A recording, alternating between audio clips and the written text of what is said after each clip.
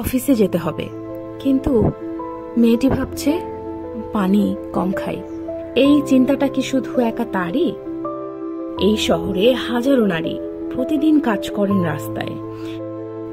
সবারই একটা প্রয়োজন আছে। পানি খেলে টয়লেট তো লাগবেই। এই চিন্তায় তারাও সকাল থেকে বিকাল পর্যন্ত পানি খান না। আর যেসব টয়লেট আছে তা তো ব্যবহার করার মতোই না। পিরিয়ড শুরু হলে মেয়েরা একটি ভালো টয়লেট খোঁজে। অভিভাবকরা চিন্তায় পড়ে যান, আমার মেয়েটা বাইরে যাচ্ছে, টয়লেট পাবে তো? নারীরা কেবল নিরাপদ টয়লেটের অভাবে অস্বস্তিতে ভোগে। যা টয়লেট আছে তা অত্যন্ত নোংরা এবং অন্ধকার।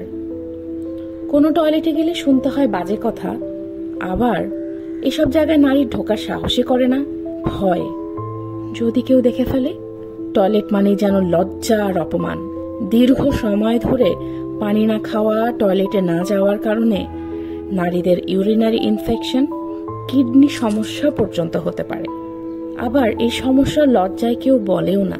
এই নারীরা যেন অদৃশ্য, তাদের কষ্ট, অপমান, অসুবিধা কেউ দেখে না, কেউ শোনে না, তারা কেবল সহ্য করেন। কিন্তু কল্পনা করুন, বাংলাদেশেই এমন এক নারীদের জন্য পাবলিক টয়লেট যা হবে নিরাপদ, পরিচ্ছন্ন, স্যানিটারি প্রোডাক্ট, পানির ব্যবস্থা, হাইজিন সব থাকবে সেখানে। এই পরিবর্তন কিন্তু রাতারাতি হবে না। আমাদের সবার চেতনা থাকা দরকার। সরকার, সমাজ এবং আমরা সবাই একসাথে এগিয়ে এলেই সম্ভব হবে। টয়লেট শুধু প্রয়োজন না, এটা নারীর অধিকার। একটা টয়লেট বদলে দিতে পারে নারীর জীবন। চলুন একসাথে সেই পরিবর্তনের গল্পটা লিখি।